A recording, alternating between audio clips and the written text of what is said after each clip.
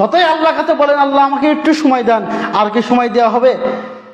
পরীক্ষার হলে যখন খাতা দেওয়া হয় 3 ঘন্টা সময় থাকে, আপনাকে প্রশ্ন দেওয়া হয়েছে, আপনি যদি প্রশ্নের উত্তর না লেখেন ঠিক করে ঘন্টা বাড়ি যাচ্ছে, আর আপনি আনন্দ করতেছেন যে আর 3 ঘন্টা পর 1 ঘন্টা হয়ে গেছে, আর একটা বাড়ি দিল, বলেন যে 2 ঘন্টা পর আপনি পরীক্ষা হল থেকে বেরিয়ে আসবেন।